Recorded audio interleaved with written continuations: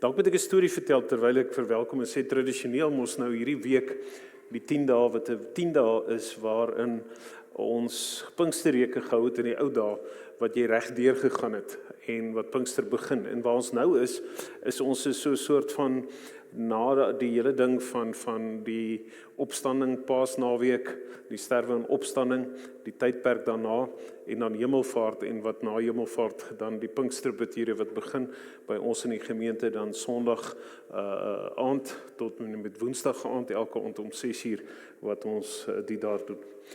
So rukkie terug gaan doen ek 'n begrafnis op Warrington gemeente. Nou jare terug was my eerste gemeente, Hartskroon gemeente, net so aan die ander kant Warrington daar op Ganspan. En toe ek daar kom kry ek vir Tannie Fien. Tannie Fien het die kookstoor daar in die dorp gehaal uit en haar oom Gert Weermeijer wat daar was en so aan die. En sy sê vir my, Dominee, kan jy onthou wat jy gepreek het toe jy daai dag hier by ons was? Ek sê Tannie Fien, Tannie praat nou van 20 jaar terug, hoe gaan ek dit nou onthou? Dit sy wraggies 'n stukkie wat ek gesê het onthou. En wat sy onthou het, was dat ek gesê het, dalk moet julle, die oggend was die diens 9:00, dalk moet julle vandag julle kerkklere aanhou, sodat mense deur die dag, wanneer hulle sien julle het julle kerkklere aan, kan onthou dat dit vandag Hemelvaartdag is. In die ou dae het ons gehad dat dit 'n vakansiedag was, maar van dit nie meer 'n vakansiedag nie, is baie mense geneig om dit te vergeet. En sy die storie nogal onthou. So dalk as ek nou vandag met van my kinders praat, dan is dit ook dat ek hulle amper moet herinner. Dis Hemelvaart. So mag ons saam wees vanaand vir ons goed wees. As ek nou vooruit moet sê, dan sê ek vanaand wil ek vir jou iets laat onthou en sê van die feit dat die Here na die hemel toe opgevaar het, is goeie nuus. Iets wat vir ons 'n stuk vreugde en 'n blydskap eintlik mee nalaat, ook vir sy disippels gewees. So ons boodskap vanaand in daardie rigting. Ek wil begin met die woorde in Handelinge 1 by vers 11. So van die middel van vers 11 af staan hierdie woorde. Hierdie Jesus wat van julle na die hemel weggeneem is, sal net so terugkom soos wat julle hom na die hemel sien weggegaan het. Nou groet die Here ons sê genade, barmhartigheid en vrede vir julle. Baie dankie. Ons gaan saam lees in Lukas 24, daar's net so 'n paar teksgedeeltes in die Nuwe Testament wat juis oor die hemelvaart gaan, en hierdie is dan een van hulle in Lukas hoofstuk 24, en ons gaan lees vanaf vers 36. Vers 36 begin met die woorde van Jesus se verskyning aan sy disippels, en dan eintlik net die 2-3 versies hier teen die einde, wat dan sê oor Jesus se hemelvaart. Maar voordat ons dit saam lees, kom ons bid eers saam.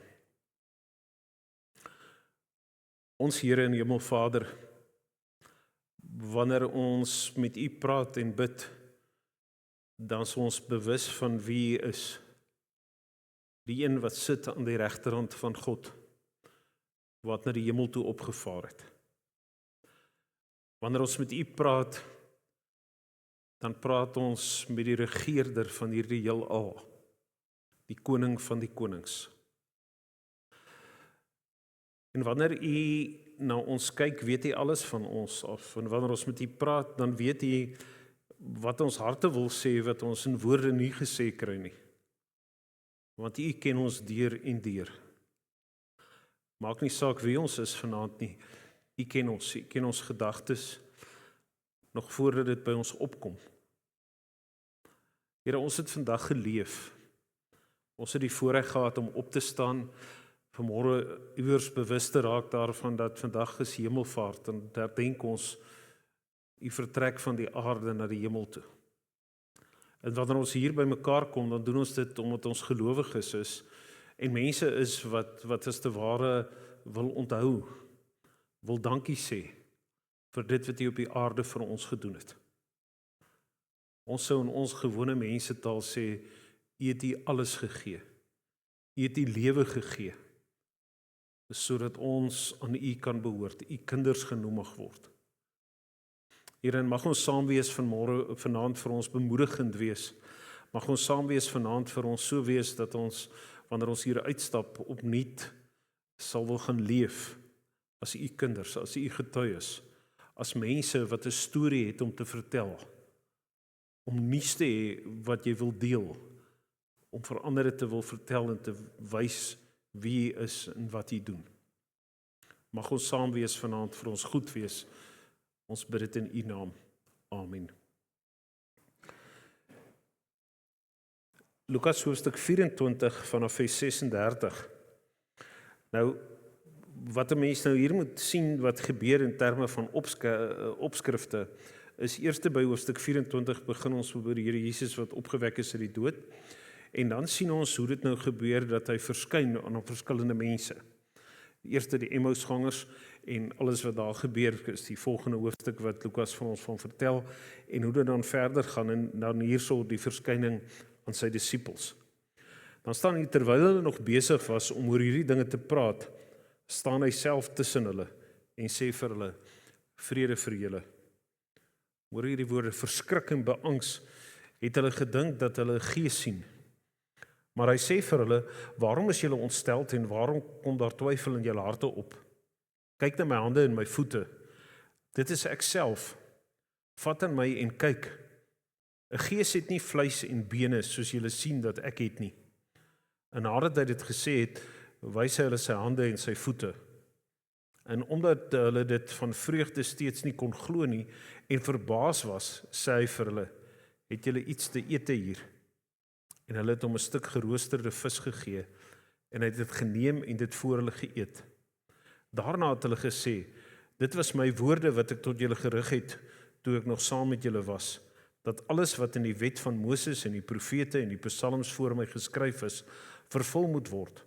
En daarop het hy hulle verstand daarvoor geopen om die skrifte te verstaan en vir hulle gesê, so staan daar geskrywe, dat die Christus moet ly en op die 3de dag uit die dood opstaan, en dat in sy naam bekering tot die vergewing van sondes aan alle nasies verkondig moet word.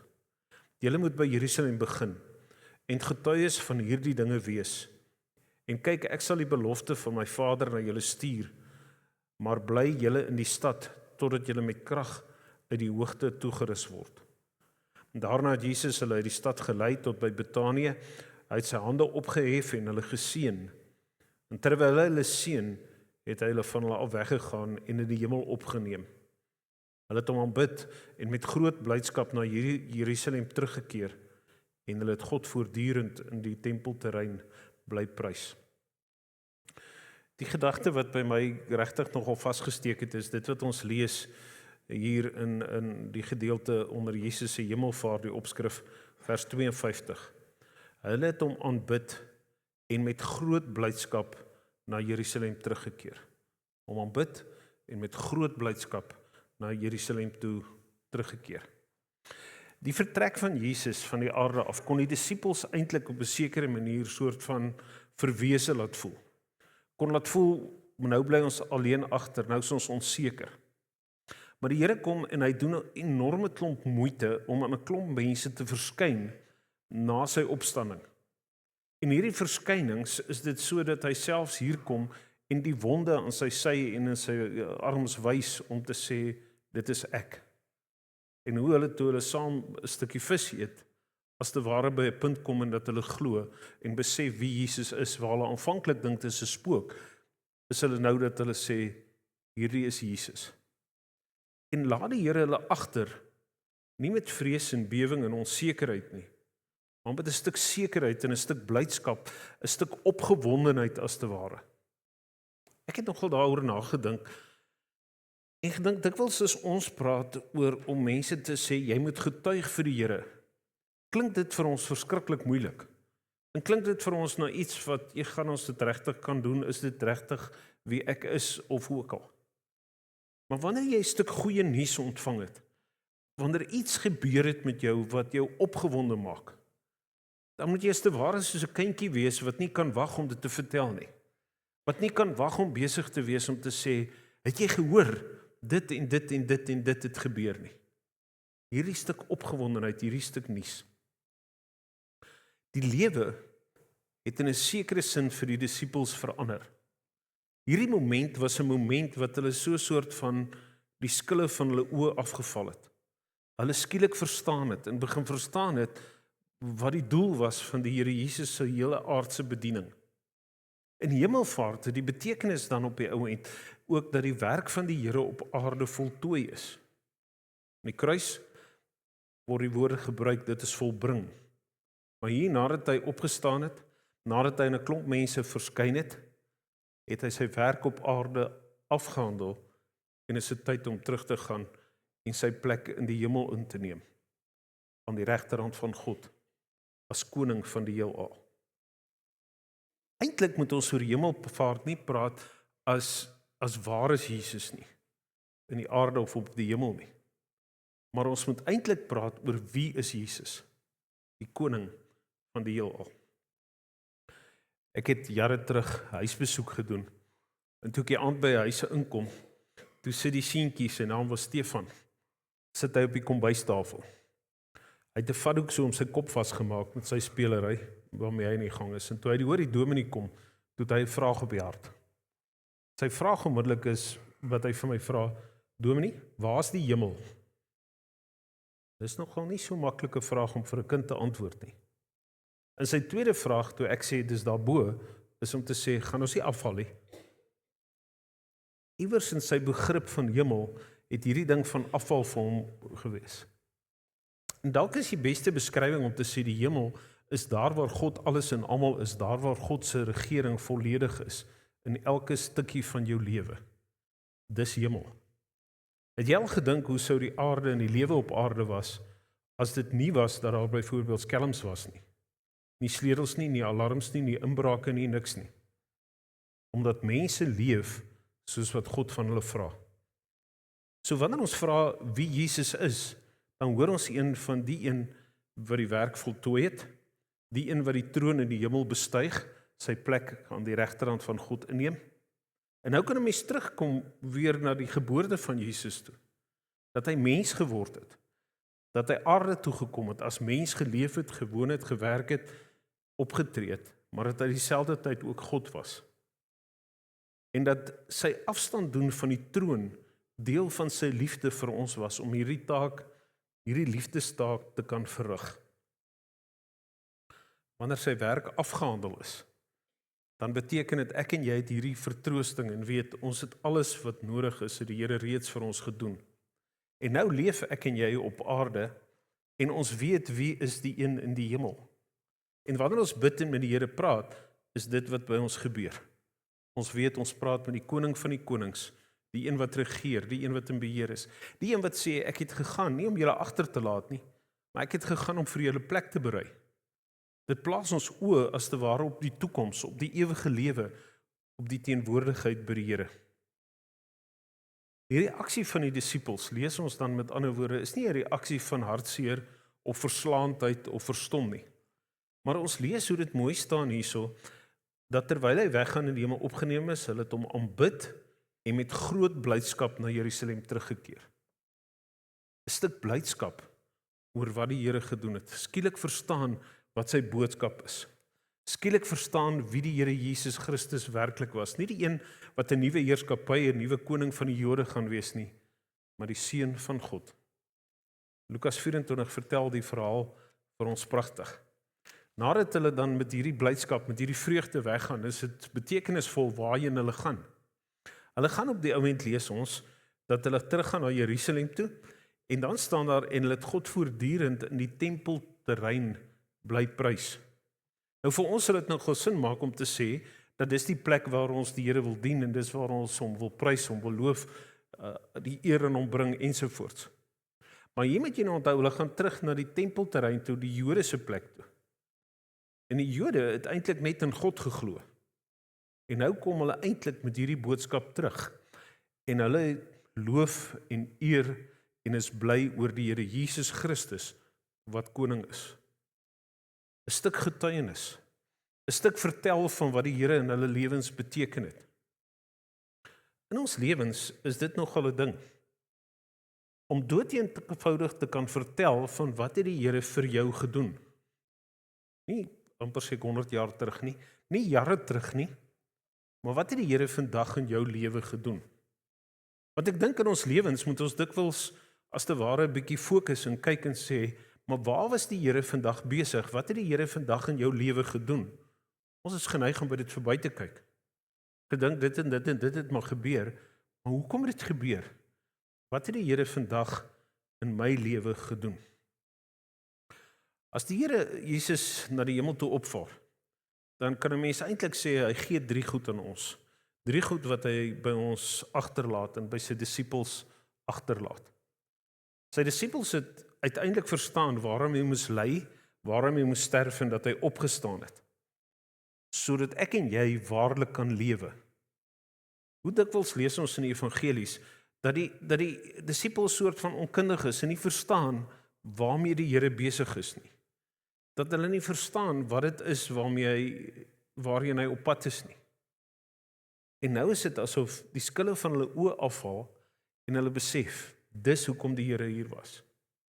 Dan sê Matteus vir ons aan die einde, en ons lees dit in hierdie gedeelte ook 'n bietjie, hoe hy sê dat ons getuies moet wees, moet vertel. Want die feit is, die Here is nooit besig om my en jou net te red, net ter wille van onsself nie. Ons het dikwels 'n manier dat ons dink, maar as die Here my gered het en my saak met die Here reg is, dan is ons nou reg. Maar die Here red jou nie net ter wille van jouself nie. Daai redding, daai verskil in jou lewe, moet op die ou end so uitkring na ander mense toe, omdat jy weet hoe spesiaal dit vir jou is om te weet aan wie ek behoort en wie vir my sondes, my skuld betaal het, wie vir my hierdie lewe in oorvloed gegee het. Dat ek nie anders kan as om vir ander daarvan te wil vertel nie. En dan sou party ons sê, as dit nodig is, om soms woorde te gebruik. Die vertel, die getuig is deel van wat hierdie taak van hierdie disippels is. En hoe ongelooflik wanneer 'n mens in Handelinge nou sou lees, en Handelinge se verhaal lees rondom die opstanding van die Here Jesus Christus en kort daarna die Petrus se toespraak en hoe 3000 mense tot bekering kom. Hoe sal dit ons aanraak as 3000 mense skielik tot bekering kom en deel word van gemeentes in Kimberley? Ons monde sou oophang, ons sou nie kon ophou praat nie. Dis wat hier gebeur het. Die tweede ding is dat die Here Jesus vir hulle sê, gaan wag in Jerusalem, die bokamer, kom by mekaar. Nou die week wil ek 'n bietjie daaroor ook praat, veral Sondag, rondom om op die regte plek te wees as te ware. Om op 'n plek te wees waar die Here met jou kan praat. Ek praat hier iewers met 'n onderwyser en so, wat vertel hoe die kinders kan besig wees en hoe moeilik dit is om klas te gee wanneer hulle nie fokus nie en nie sit nie. En ek en jy moet op 'n bepaalde plek wees om die evangelie te hoor. 'n Mens wil amper sê, daar sekere plekke wat jy kan wees, wat maak dat die Here makliker met jou kan besig wees en met jou kan praat, as op 'n ander plek. As mense dit sê, dan klink dit dadelik verkeerd. Want eintlik moet 'n mens sê, maar die Here kan enige plek met jou, vir hom is niks onmoontlik nie. Maar tog op 'n manier gaan jy mos nou anderster geraak word deur die woord en die Here, wanneer jy vanaand in 'n erediens is en jy die boodskap hoor en ons saam is, as wanneer jy alleen by die huis sou wees en dit nie geluister het nie. En daarom hierdie ding om te sê iets van om op plekke te wees, om besluite te neem, om so besig te wees, dat ek die Here as te ware gereeld kans gee om met my te werk en met my besig te wees. Ons lewe, ons besig wees, maak dat ons dikwels nie daarby uitkom nie. Ons hardloop maklik by goed verby. Maar ons stil word geleenthede voor die Here wat kosbaar moet wees. En hier sal ons om te weet, die Here het nou vertrek, maar hy sê, gaan wag. Wees in Jerusalem. Wag op die Heilige Gees, want julle sal krag ontvang. Die Here het die vermoë om wat vir ons as mense onmoontlik lyk. En dit wat ek in my lewe dink ek nooit kan hanteer nie, om ons te help om krag te kry om daardeur te kom. Ek het eendag 'n begrafnis moes doen van 'n seun wat 17 was. Hy was in die belydensklas, ons het nog belydensklas gehad, 'n kamp gehad, 'n week of 2. Johan, dis die een wat ek jou nou net vertel van die hospitaal waar die ma gesê het, hy's daar gebore en hy's daar oorlede. Maar wat hy aangaan het. En hoe hy gitaar gespeel het op sy rug, want hulle is so moeg, hulle kan nie meer op hulle voete staan nie, maar hulle is nog besig om te sing en te loof en besig te wees. En toe hy oorlede is, toe is daar 'n ander pa wat sê, hy weet nie hoe hierdie pa hier deurkom nie. Hy weet nie hoe hy dit reg kry nie. 11 dae later, toe's daai pa se kind in Blyvliesosteken oorlede.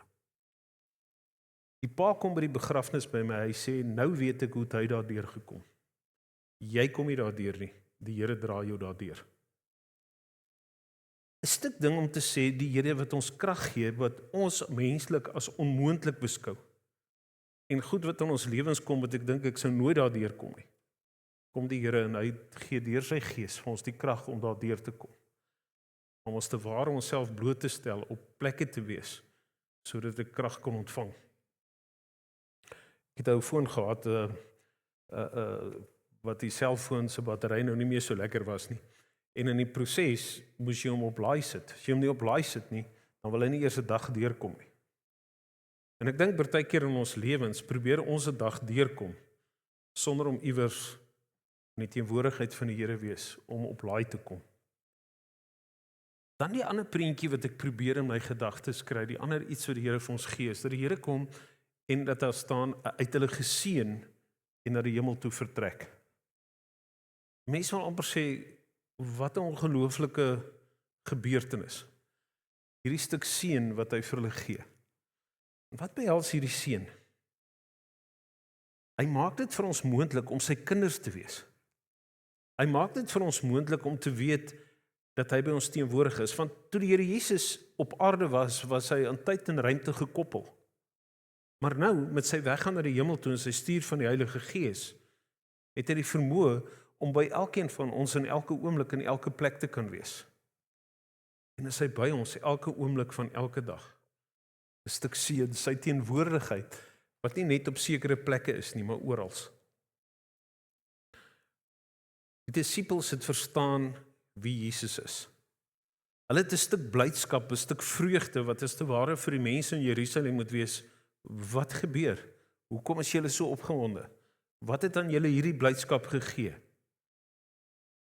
Hulle weet wat die Here gedoen het.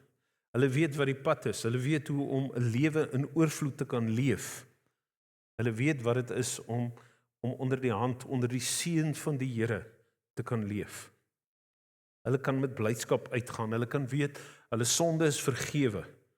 Hulle kan weet God se reddingsplan het elkeen van hulle, elkeen van ons ingesluit in hierdie wêreld.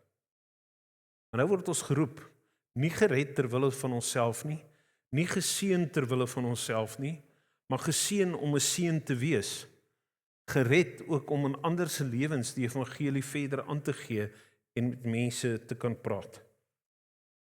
Hulle is in die tempel besig om te sing, besig om die Here te loof. Nie verward en de mekaar en onseker nie. In die hemel is die Here, sy Heilige Gees teenwoordig in elkeen van ons lewens, by ons elke oomblik, sodat ons sy getuies kan wees. Jy sien, om 'n getuie te wees, is vir ons partykeer 'n woord wat ons wil laat terugstaan. Maar om te getuig is eintlik om 'n lewenswyse te hê, wat so is dat ander mense kan sien wie jy liefhet en wie jy dien en wie die verskil in jou lewe gemaak het. Dis om in ander mense se lewens te kan kom en te kan vertel en te sê wat het met my gebeur. Dikwels is die probleem, dink ek, wanneer mense in getuienis en geestelike gesprekke vir ander mense wil vertel, jy moet so en jy moet so en jy moenie so nie. Maar dit het eerder net doeteenvoudig is om te vertel wat het die Here vir jou gedoen. In jou egtheid, in jou opregtheid, om daarmee besig te wees. Mag dit wees dat nie net vanaand nie, maar ook in die week wat kom, ons regtig na die Here se stem sal luister. Sy fluistering partykeer in ons lewens, sy praat met ons, sy besig wees met ons. Hemelvaart het nie plaasgevind, omdat die Here nie meer op aarde wou wees nie, maar sy werk wat voltooi is, en maak dat ons 'n stuk blydskap, 'n stuk vreugde het, en ons weet, ons is geseën om verander tot seën te wees. Amen. Here, dankie dat U ons seën, nie net ter wille van onsself nie, maar ter wille van 'n wêreld wat verlore gaan. Wanneer ons na die wêreld kyk en luister en die Bybel lees, dan weet ons dat U wederkoms uitgestel word. Juis omdat U vir soveel mense nog die geleentheid wil gee om in hulle verhouding met U die sake reg te stel.